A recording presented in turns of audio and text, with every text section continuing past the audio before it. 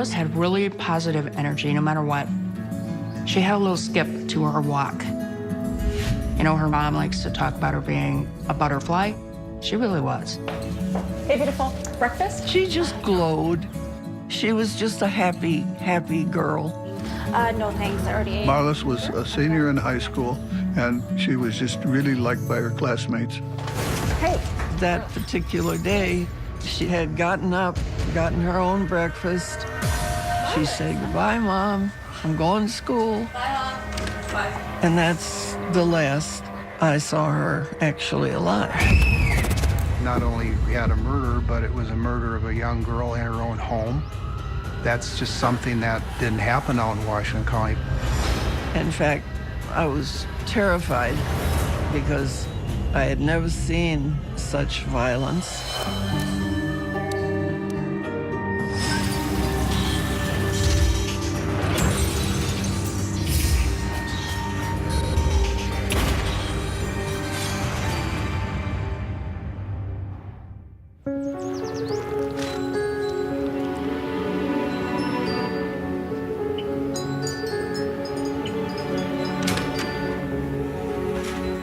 After a long day, all Fran Wohlenhaus craves is a familiar smile. Marcy! Using her pet name, Marcy! the mother of three calls out to her 18-year-old daughter, Marlis.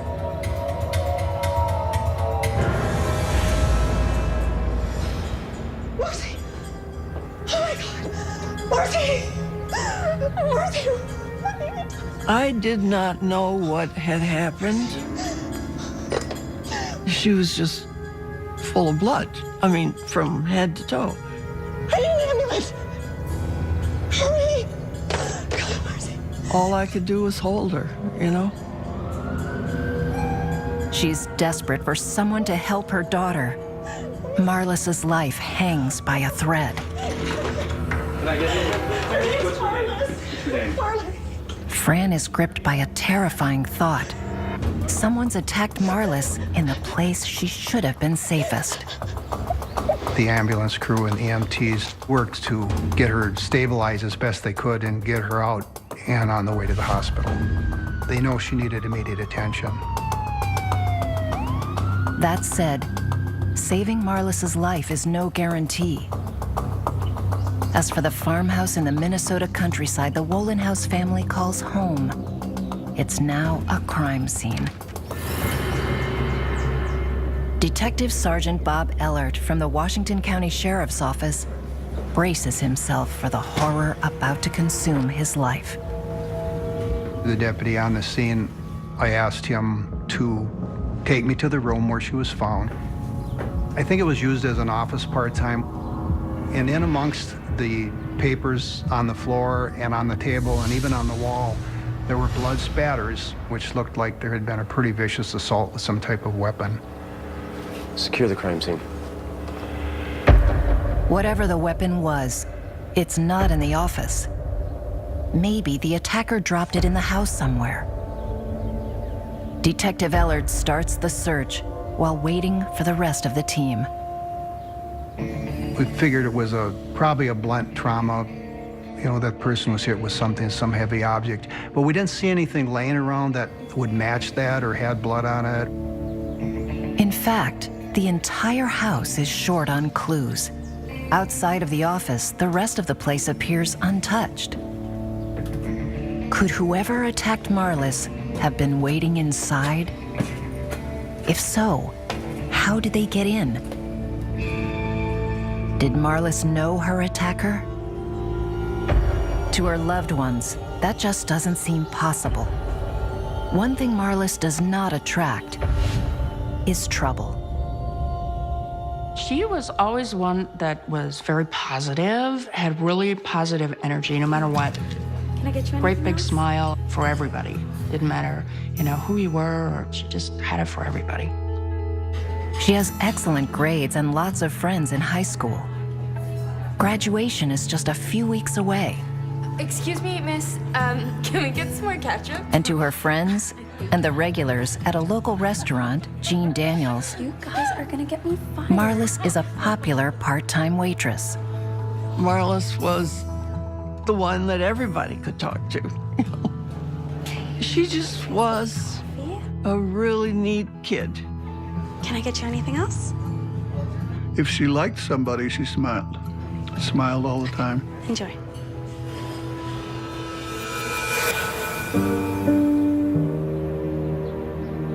Now, Marlis is barely clinging to life at nearby St. Paul Ramsey Hospital. Her mother, Fran, waits helplessly for news. She's soon joined by her boyfriend, Jack Monday. Jack, What's going on? I don't know. They haven't said anything. Marlis was still in surgery. They were doing what they could because her damage was to her head. How do we get into Jack? It's okay. I was devastated. I had no strength. Everything had been drained from me. Fran is a volunteer medic at the local fire station, so she knows all too well how this day will end. I saw her injury,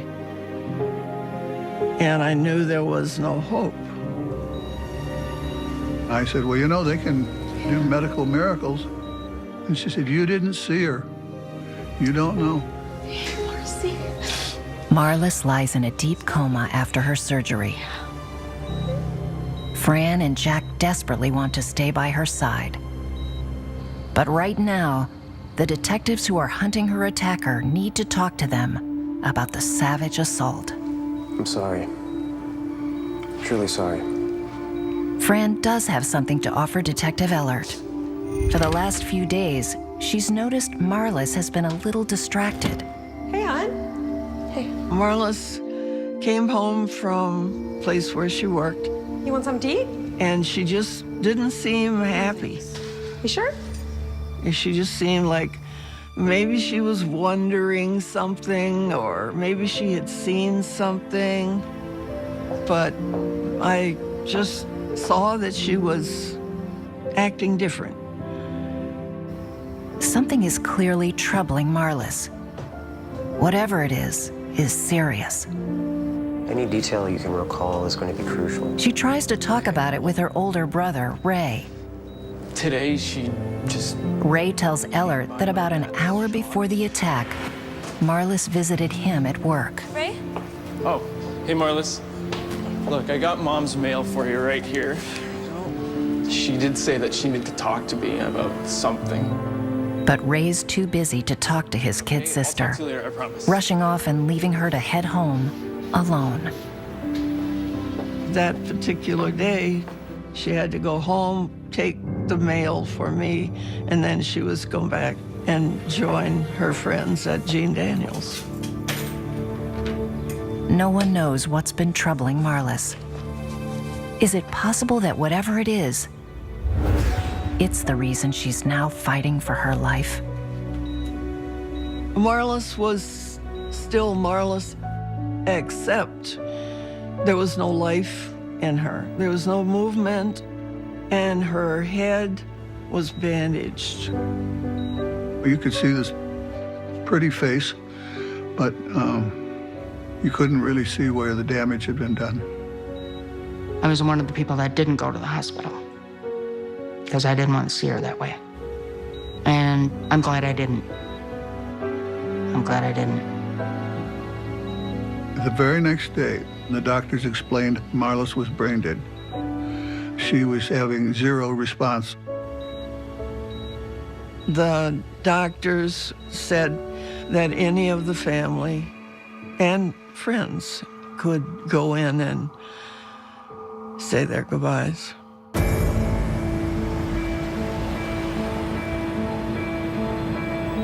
In her final moments, Marlis's generous spirit lives on.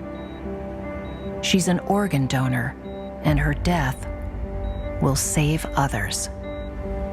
It made me feel good that her wish was honored and that some other child had a gift.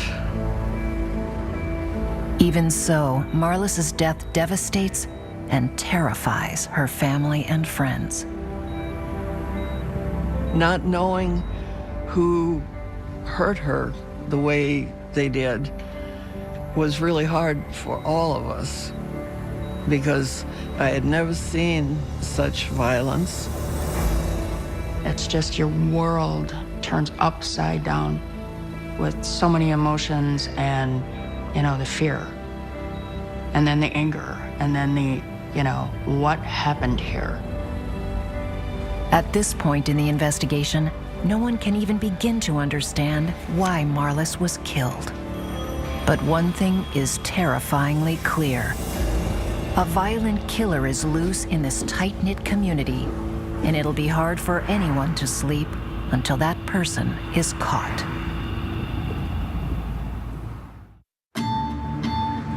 Afton, Minnesota. A sleepy rural town on the shores of the St. Croix River, 30 miles east of the Twin Cities. It was still is a quaint little river town. Quiet, peaceful, comfortable. It was a great place to grow up. But in the spring of 1979, this quaint town is rocked by the brutal murder of 18-year-old Marlis Wohlenhaus. Her mom, Fran, clings to the memories of raising her 3 kids on 13 acres just outside of town. I felt I was in heaven. My kids were real outdoor kids, and Marlis was my beautiful daughter. She was a happy girl. I just had such a good relationship with her. We were like sisters, and I still can see her smile. 2 days after the murder, the first the town has seen in more than 2 years, Marlis's entire family tries to accept that she's gone. The fact that her killer is still a mystery makes their struggle even harder. For the investigators at the Washington County Sheriff's Office, there are few clues, but plenty of raw emotion. It was a big deal because of the fact not only we had a murder, but it was a murder of a young girl in her own home in a rural area. That's just something that didn't happen out in Washington County back then. When Marlis was attacked, one of my very best friends took her kids to the cabin in Wisconsin. She was terrified. Marlis's autopsy reveals the depth of the horror facing Washington County. The medical examiner showed 2 deep puncture wounds to her skull. The forensic analysis seemed to indicate that she was assaulted with a hammer-type object. Her hands were broke and her hands were bruised as she was trying to protect herself. Even when she hit the ground, she was still beat because of the blood splatter, and she was left there till her mother came home and found her. The level of violence is off the charts. Someone wanted to hurt Marlis very badly. But why? Detectives believe that this level of rage might point to a motive for the attack. There was certainly drug activity in the Afton area, so the question is, might there have been some drug issues? This theory leads detectives right to Tom Cartoni, a neighbor of Marlis's, who did time for impaired driving and drug offenses. Tom Cartoni lived about a half a mile on the same side of Trading Post that we lived on, and he had been known to be in trouble. Tom made some comment about Marlis, where he liked to have, I'll say, politely had sex with her. Despite his lack of decency, Cartoni isn't the only person on their radar. Dennis Sipe is a drifter who wanders the woods behind their property. He's got a long rap sheet including burglary, trespassing, and assault. Is Marlis his latest victim? What I want to know is where you were on the day of the 8th. And what do you know? Of May. Sipe can't say what he was up to on the day of the attack. I don't know. As for Cartoni, he claims he was hitchhiking in Iowa at the time. That doesn't get him off the hook, not by a long shot. They determined that he could have easily hitchhiked and been back, and in fact, he wasn't where he said he was. So he became a focus of this investigation. Prime suspect, maybe. But the evidence tying Cartoni or Sipe to Marlis's murder is all circumstantial. So they're both released with warnings to stick around. Detectives need to expand their suspect list. They have no choice but to focus on Marlis's grieving inner circle. When questioned, her mother, Fran, points detectives in a stunning direction. At her ex-husband, Marlis's stepdad, Greg Lew. He had threatened verbally to kill me if I ever tried to leave him. Greg and Fran co-own an auto body shop in Afton. How can I help you? The couple had a bitter relationship and are now embroiled in a contentious divorce. They don't have to eat the onion! The constant fighting takes an emotional toll on Fran's children. Just one dinner! Marlis really did not like Greg. I am so tired of this disrespect! I thought he was going to kill me. Come on, you ready for this? If his battle is with Fran, why would he attack her daughter? Greg, mind if I, Greg is squarely in the crosshairs, tell me more about your divorce. quickly becoming the #1 suspect. I told you I was on a flight from Chicago. But Greg insists he was 20,000 feet in the air when it happened Chicago. and has witnesses to back him up. I asked you about your divorce. I don't see how that's relevant. It just wasn't working, all right? His alibi checks out, Am I free to but go? that doesn't completely clear him from responsibility for the attack. Could he have still been behind it? So they don't believe he did it. They believe he hired somebody to do it. The theory was Marlis walked in, and it should have been the mother. She happened to be the victim. He used to go to Chicago to buy cars, and he was right down with the scum of the earth. Could Greg have hired somebody in Chicago to assault Fran? He had an opportunity if he really wanted me to die. If this theory holds water, Marlis is the tragic victim of mistaken identity, a hit gone wrong, Haven't cleared Greg. which means Fran's life could still be in danger.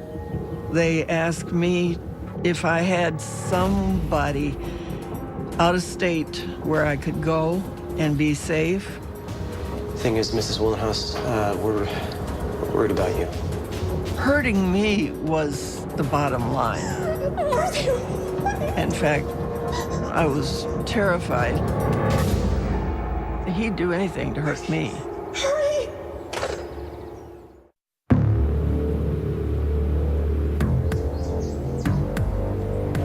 In the days following the murder of 18-year-old Marlis Wollenhaus, the #1 suspect is her former stepfather, Greg Lew.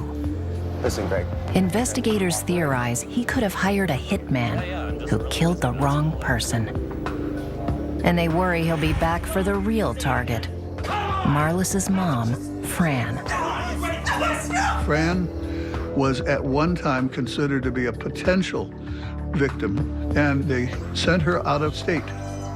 She wasn't allowed to tell anybody where she was. Suspicion of a paid killer on the prowl fills the rural Minnesota town of Afton with dread. You had a huge amount of community speculation, as you can imagine. A lot of the folks didn't even lock their doors prior to this incident. Detectives work around the clock to uncover new leads and put the county's mind at ease. The first few months after Marlis died, The police, I think, did a pretty darn good job. They were dedicated. They knew Marlis. They were driven. Despite the investigators' best efforts, progress is slow, and resources are scarce within the small department. Right after, I wasn't around a lot, and there were other officers assigned to the task force. We wanted to see it solved, and I wish I could have helped them more at the time, but we all had other duties, and they were following some leads. As weeks turn to months, Fran and Jack find answers harder and harder to come by. Just like everyone who knew Marlis, they're desperate to know why anyone would want to hurt her. Marlis was a senior in high school. She was very close to graduation, and she was just really liked by her classmates. She had 3 after-school shifts a week at a popular Afton restaurant. It was a very safe place to work. The people were wonderful, and the waitresses were Marlis's friends. Marlis and I had all of our classes together that year. And she knew I was looking for work for the summer and made it happen. It was gonna be great. Your coffee. You know, her mom likes to talk about her being, you know, a butterfly. She really was. She just glowed. She was just a happy, happy girl. Marlis used to say, if you see someone without a smile, give them yours. I just can't imagine anyone wanting to hurt her. Even though investigators have no fresh leads to follow, Fran won't let them stop hunting for her daughter's killer. I came into town today to find out the progress of my daughter's case. Well, we're doing everything we can. Absolutely everything. Well, the case was sitting up on a shelf in the office, probably full of dust. See my daughter's file sitting in that box. I was very upset that they were not doing the I job. haven't heard anything in a while. I'd really like to know what's happening with my daughter's case. You'll be my first phone call as soon as we have anything, I promise. Fran's efforts are relentless. She takes her daughter's tragic story to local TV and radio stations. Crime Stoppers offers $10,000 for information. Well, originally the award was actually donated by a person in the community, you know, in support of trying to find an answer. I mean, it's a community, and when somebody's hurt, it hurts everybody. Late in 1981, investigators finally get a break, and from an attention-seeking source. 30-year-old Joseph Toure, a prisoner at Sherborne County Prison, confesses to 5 murders, including Marlis Wohlenhaus. No one was there, so I went inside and waited for him. That confession was dictated to another prisoner, a guy named Toby Cremingo. And I freaked out and I hit her with the hammer. Toby Cremingo certainly had his own colorful past. Get that? A number of theft prosecutions. I think one of them was theft by swindle. So by definition, one's going to ask the question, should a con man be believed? I dumped the hammer. The questionable account of a jailhouse statement isn't nearly enough for prosecutors to charge Joe Toure with Marlis's murder. Then, the whole confession comes undone. Toure recants his story, and to prove he had nothing to do with it, says he was working at the local car factory that day. Hi, yes, I'm calling about some employment records on one of your employees, a Joe Toure. They looked to see if he had an alibi for being at work the day of the murder. We're looking for May 8th, 1979. And they said, yeah, he worked this shift. These are the hours he worked. Okay, thank you very much. So why the confession in the first place?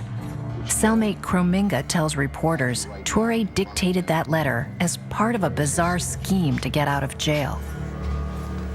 So you're saying that he thought by writing out a confession, he would convince the authorities that he was crazy and should be sent to the state mental institution? Yeah, that was the plan. In the end, Toure's alibi and recanted confession take him off the suspect list. Just another lead to nowhere. Fran and Jack are left haunted by a burning question. What was troubling Marlis in the days leading up to her attack? Marlis's mood that Sunday night was unusual. I mean, she talked to us, but it didn't register in my brain that she had a problem. The last time I saw her was on the Sunday before she was attacked. She was sitting on the couch and just straight ahead looking out the driveway. And I've thought about that so many times. When Marlis wasn't smiling, I should have done something to find out why. No one knows why Marlis was so preoccupied. Is it possible she was on the lookout for her own killer?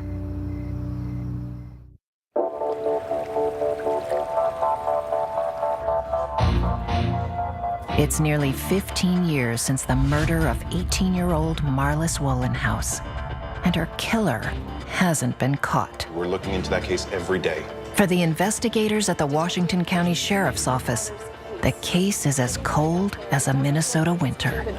When is the last time you opened my daughter's case? The Sheriff's Office investigation hits a brick wall. They can't solve this murder.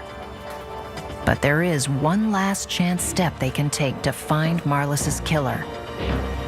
They contact the cold case unit of the Minnesota Bureau of Criminal Apprehension. It's a state agency that has the crime lab, has the investigators, and their job is to support and service law enforcement. What this case needs is a fresh set of eyes, and they come in the form of Special Agent Everett Doolittle. It's a team. It isn't like just BCA comes in as the shining stars. We're not. We're looking to help them find what they miss, and it's a team effort. Doolittle turns to the case file, thinner than most that come his way.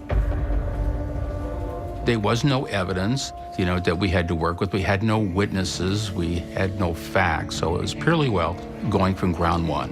Detective Ellert. Without any hard evidence to work with, Doolittle tries to figure out why anyone would attack an innocent 18-year-old girl with such ferocious violence. He can think of only one thing. They actually did a sexual assault swab, but that was never examined. Doolittle runs that swab through the BCA's crime lab. There was no indication from the evidence or at the scene of any sexual assault. So, no sexual assault, but the horrific nature of the attack suggests it was personal. Marlis, can you hear me at all? BCA investigators are sure there's something in that file that can lead to the killer. They scrutinize every tiny detail. And when Assistant District Attorney Rick Hodgson joins the case, they hit pay dirt. I had a couple of ring binders, and I started just making notes. These are leads to pursue. These are things we would need to resolve. And then I got halfway into the second volume, and my jaw dropped. You have a written confession. It's Joe Torre's 1981 jail cell confession, the one discounted by the Washington County Sheriff's Office. How are you, Rick? The then 30-year-old Joseph Torre recanted the confession, saying he was just trying to appear insane. He even had an alibi that checked out. That's the problem. That's the norm. People don't realize you have hundreds of leads coming, phone calls. And in Joe Torre's alibi, and they cleared him off calling Ford Motor Company and saying, was he at work at the time? And they looked it up and said yes. Cleared, moved on. For these investigators, every piece of the original case has to be checked and rechecked, no matter what. I picked my teams and said, go out and prove or disprove Torre. Get him off the table. One man now on the team is hardly new to the case. Washington County Detective Sergeant Bob Ellert, the first investigator on scene the day of the attack. He now gets a second shot at catching a killer who's evaded him for more than 15 years. Could I get human resources? I said, Everett, I know a person that works at Ford that I could just give him a phone call and ask some of the people over there if they knew this Joe Torre and what kind of guy he was. And he said, yeah, I'd appreciate it if you could do that. So I made a phone call. A couple of them said, well, Joe Torre Sr. was a pretty nice guy. You're telling me there's a junior? But his son, Joe Torre Jr., was not someone that they really care for. Lo and behold, we had 2 Joe Torres. Not only that, the factory HR rep drops another bombshell. Joe Torre Jr. wasn't working that day. Everett. A small detail in a phone call more than 15 years ago slipped through the cracks and gave Joe Torre his alibi. There was a junior. Now, the young Torre's alibi is shot. Joseph Torre now became a major suspect. Can investigators place Torre in Afton on May 8th, 1979? All right, thanks, Hillard. Their only real evidence he killed Marlis is the dubious confession. Minnesota law precludes convicting somebody based on a confession alone. The law requires that a confession be corroborated. Special Agent Doolittle, please. And so to corroborate a confession, you need evidence that shows more than just a crime was committed. I guess that's my statement. To prove Torre's their man, Doolittle decides to jog the public's faded memory, a favorite tactic of his in cold cases. The media were our bread and butter. I mean, I don't want a little tiny story that says blip on the TV. I want somebody to watch the story and they break into tears. All right, then your name? I want people to care. Thank you very much. And then the phones just start ringing. When he calls Fran Wohlenhaus for help, she's more than ready. Fran was a bulldog. She was tenacious. She never gave up from day one. I want to give hope to those who are still seeking justice. When I'm working a case like this, I actually want the family to be a little aggressive. And Fran, I thought, was really a great resource in helping me in this case. And you never, ever get over the death of a child. My efforts were a joint effort with my dear husband, Jack. He and I were sitting on a patio, and a flock of monarch butterflies were heading south. Hundreds flew by. It was a sign we needed to solve the case. And that's kind of when the ball started to roll, big time. Taking the butterflies as a sign from Marlis, Fran agrees to work with a TV show planning an episode around Marlis's murder. Fran was in Minnesota. A producer was out there, and they said, well, we want to talk to her. The producer also gains access to a key figure for the episode, Joseph Torre Jr. He's already serving time in nearby Stillwater Prison for sexual assault and murder. Has been since 1981. Marlis Wohlenhaus, did you know her? I've already been through all this. I told them years ago when they asked me. I was at work when she was murdered. Well, detectives now know that isn't true. Can a TV show uncover enough information to finally reveal Marlis Wohlenhaus's killer? Just a poor circumstances, turn of events that happened for that poor little girl, and I wish they would stop following me around.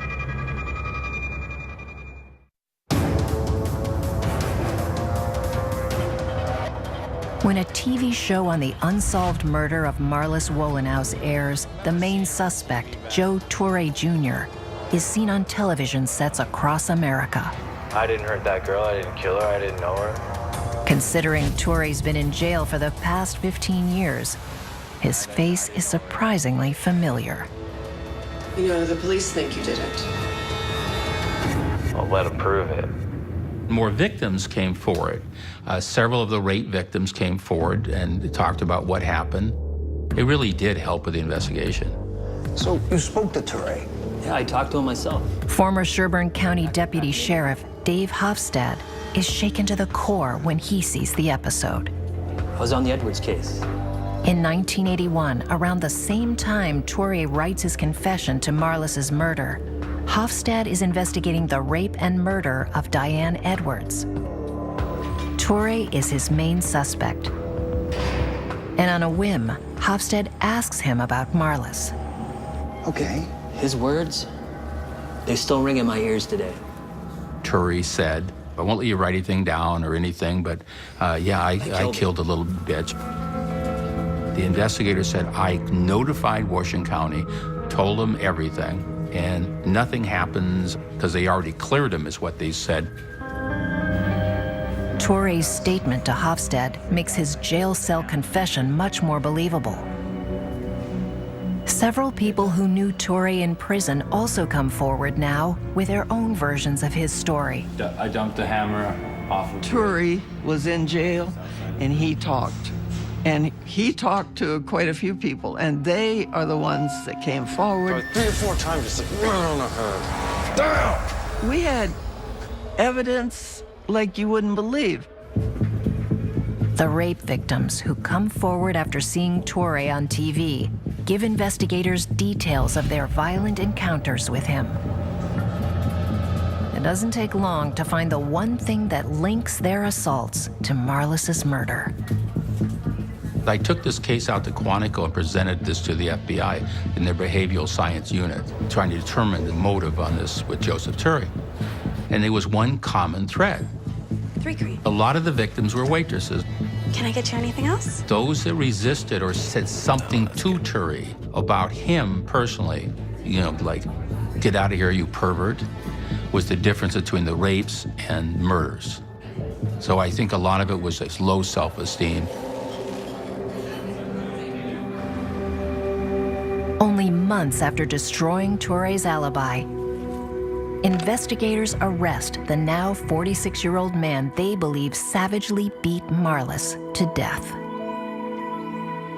We had worked so hard for so long, and finally, Everett Doolittle took all the other people off the list, and Toure was the one.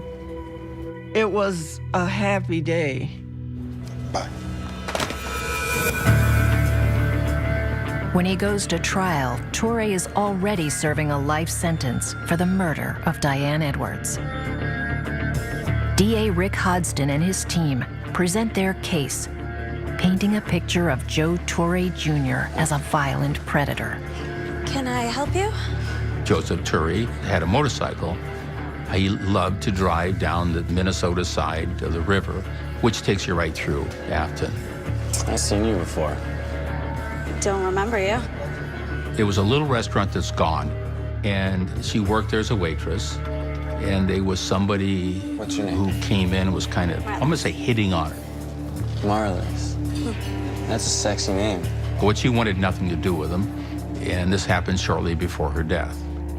You like motorcycles, Marlis? I've never been on one. Never? No. Why don't you let a real man take you for a ride? If you don't get it out, I'm gonna call the manager. Marlis spurns Toure's advances and shuts him down. The rejection ignites his rage. She didn't want to bother her mother because her mother was going through a painful divorce. And so she kept her own situation to herself.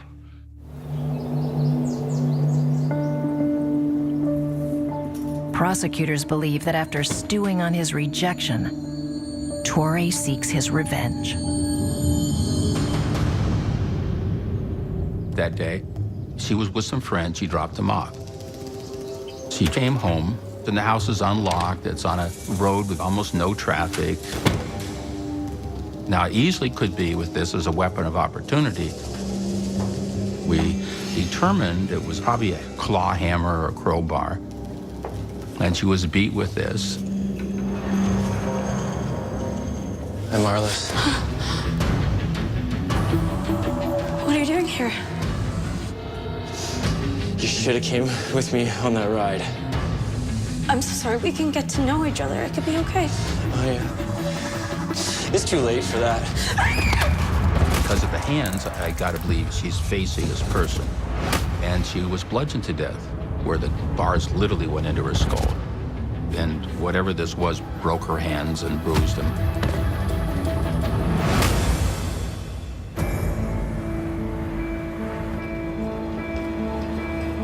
Five days after the trial, a Washington County jury arrives at a verdict. Joseph Torre Jr. is found guilty of first-degree murder and given another life sentence. It's an honor to Marlis that we have justice. Since that time, he's been convicted of 4 more murders and is doing life sentences on those crimes as well. I understand his parole date is 21/10. And since he's 65 now, it'll be a while. Everett Doolittle did a magnificent job. He had good health. He had the old eyes, he called it, and the new eyes. And that was wonderful. All right, thanks, Helen. That's great. That's great. Marlis's story is a success story in the sense that we did the last thing on earth that we could do for her because we're telling the story. It's a way of keeping her alive in our heart. I never promised anybody, and I didn't ever promise Fran what the result was. I only promised that I would do the best I could. I kept that promise. I miss Marlis now in a different way that I missed her in the beginning. I miss her now because she wanted to have a family. And I look at my other 2 kids and I see they're changing, they're maturing, they're wonderful, wonderful people. And Marlis should be there right between them.